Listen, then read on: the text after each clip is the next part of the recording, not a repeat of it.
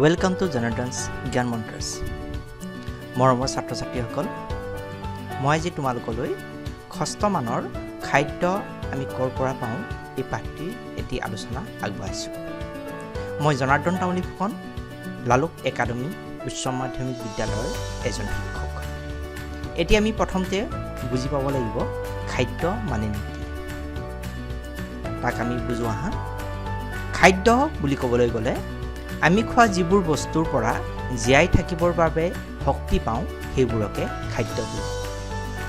যেনে ভাত, দাইল, গাখীৰ, কণী আদি। তলৰ চিত্ৰকেইখনলৈ চোৱা, এইকেইটাই হৈছে আমাৰ খাদ্য। ইয়াৰ উপৰিও আমাৰ বিভিন্ন ধৰণৰ খাদ্য থাকিব পাৰে। ধৰা হ'ল ফল মূল কিছুমানো আমাৰ খাদ্য ভিতৰতে পৰিব। আম, কঁঠাল সেইবোৰ আমাৰ হ'ল খাদ্য। মুঠতে যিবোৰ খোৱা বস্তুৰ পৰা আমি জীয়াই থাকিবৰ বাবে শক্তি পাওঁ সেইবোৰকে খাদ্য বোলে। এতিয়া আহোঁ খাদ্যৰ উপকৰণসমূহ। খাদ্যৰ উপকৰণ বুলি ক'বলৈ গ'লে কোনো এবিধ খাদ্য প্ৰস্তুত কৰিবলৈ প্ৰয়োজনীয় কেঁচা সামগ্ৰীসমূহকে খাদ্যবিধৰ উপকৰণ বোলে। উদাহৰণস্বৰূপে আমি যদি ভাত খাদ্য হিচাপে লওঁ, তেতিয়াহ'লে ভাত বনাবলৈ আমাৰ প্ৰয়োজনীয় উপাদানসমূহ হ'ল চাউল আৰু পানী। সেইবাবে ভাতৰ উপকৰণসমূহ হ'ব চাউল আৰু পানী। একেধৰণেৰে দাইল বনাবলৈ আমাৰ প্ৰয়োজনীয় উপকৰণসমূহ হ'ব মাহজাতীয় শস্য যেনে দালি, বিভিন্ন প্ৰকাৰৰ দালি থাকিব পাৰে, ৰহৰ, মগু আদি, পানী, নিমখ, হালধি, মিঠাতেল ইত্যাদি। এইবোৰ হ'ব দাইলৰ উপকৰণ। নিশ্চয় বুজি পাইছা?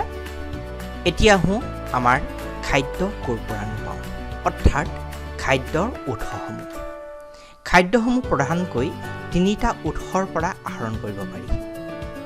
সেইকেইটা হ'ল উদ্ভিদ, প্ৰাণী আৰু প্ৰাকৃতিক। এতিয়া আমি আহোঁ উদ্ভিদৰ পৰা পোৱা কিছুমান খাদ্য। যেনে উদ্ভিদৰ পৰা পোৱা আমি খাদ্য কিছুমান হ'ব চাউল, আমি ধান গছৰ পৰা চাউল পাম। চেনি, কুঁহিয়াৰ গছৰ পৰা চেনি পাম। বিভিন্ন ধৰণৰ ফল, ধৰা হ'ল আমাৰ উদাহৰণত আমি এটা আম দেখুৱাইছোঁ, আম ফলটো আমি আম গছৰ পৰা পাওঁ। এইকেইটা হ'ল আমাৰ খাদ্য, যিকেইটা আমি উদ্ভিদৰ পৰা পাওঁ। এনেধৰণে তোমালোকে আৰু উদাহৰণ চাবা। ইয়াৰ পিছতে চাওঁ আমাৰ প্ৰাণীৰ পৰা পোৱা খাদ্য, যেনে কণী, মাংস, গাখীৰ আদি। উদাহৰণস্বৰূপে আমি কণী কুকুৰা বা হাঁহৰ পৰা পাওঁ। গাখীৰ আমি ক'ৰ পৰা পাওঁ? ম'হ বা গৰুৰ পৰা। মাংস আকৌ আমি বিভিন্ন ধৰণৰ মাংস আমি খাব পাৰোঁ। ছাগলী, হাঁহ, কুকুৰা আদি মাংস আমি খাব পাৰোঁ। সেইকেইটা হ'ল প্ৰাণীৰ পৰা পোৱা খাদ্য। ইয়াৰ পিছতে প্ৰকৃতিৰ পৰা পোৱা এবিধ খাদ্য হ'ল পানী।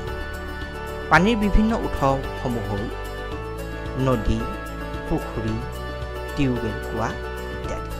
এতিয়া আহোঁ খাদ্য হিচাপে উদ্ভিদৰ অংশ। ইয়াৰ চিত্ৰটোলৈ মন কৰা। ইয়াত উদ্ভিদৰ বিভিন্ন অংশ দেখুওৱা হৈছে: পাত, ফুল, ফল, কাণ্ড, শিপা। আমি উদ্ভিদৰ বিভিন্ন অংশসমূহ খাদ্য হিচাপে আমি গ্ৰহণ কৰোঁ। উদাহৰণস্বৰূপে আমি এখন তালিকা প্ৰস্তুত কৰিছোঁ। খাদ্যবস্তু হ'ল লাই শাকৰ ভাজি। ইয়াত লাই শাকৰ ভাজি প্ৰস্তুত কৰিবলৈ প্ৰয়োজনীয় উপকৰণসমূহ হ'ল লাই শাক, আলু, সৰিয়হ, জলকীয়া আৰু পিঁয়াজ। এতিয়া এই বিভিন্ন উপকৰণসমূহ উদ্ভিদৰ বিভিন্ন অংশৰ পৰা আহৰণ কৰিব পাৰি। উদাহৰণস্বৰূপে লাই শাক আমি পাতৰ পৰা পাওঁ, নিশ্চয় দেখিছোঁ। আলু আমি কাণ্ডৰ পৰা পাওঁ। দেখাত যদিও আলুটো আমি শিপাত থকা যেন লাগে, শিপা যেন লাগে, কিন্তু আলু এবিধ ৰূপান্তৰিত কাণ্ড হয়। সেইটো তোমালোকে মন কৰিবা। আকৌ সৰিয়হ তেল আমি বীজৰ পৰা পাওঁ। সেইটো আমি জানোৱেই, সৰিয়হ গুটিৰ পৰা আমি মিঠাতেল প্ৰস্তুত কৰা হয় বুলি। তাৰপিছত জলকীয়া এবিধ ফল, পিঁয়াজ এবিধ পাত। যদিও পিঁয়াজটো আমাৰ দেখাত মাটিৰ তলত সোমাই থকা কাণ্ড যেন বা শিপা যেন লাগে, কিন্তু পিঁয়াজ হ'ল এবিধ এক প্ৰকাৰৰ পাত। এতিয়া আহোঁ খাদ্য হিচাপে প্ৰাণীৰ পৰা উৎপাদিত বস্তু। উদাহৰণস্বৰূপে খাদ্য হিচাপে আমি গাখীৰ ক'ৰ পৰা পাওঁ? উৎপাদন কৰা প্ৰাণীবিধ হ'ব গৰু বা ম'হ। কণী তেনেধৰণে আমি পাব পাৰোঁ হাঁহ বা কুকুৰাৰ পৰা। আকৌ মৌজোল আমি পাব পাৰোঁ মৌ-মাখিৰ পৰা। এই ধৰণেৰে আমি বিভিন্ন ধৰণৰ খাদ্য প্ৰাণীৰ পৰা পাব পাৰোঁ। আজিলৈ ইমানখিনিয়ে। আমি পিছৰ ভিডিঅ'টোত খাদ্যৰ ওপৰত ভিত্তি কৰি প্ৰাণীৰ শ্ৰেণী বিভাজন কেনেধৰণে কৰা হয় ইয়াৰ বিষয়ে আলোচনা কৰিম।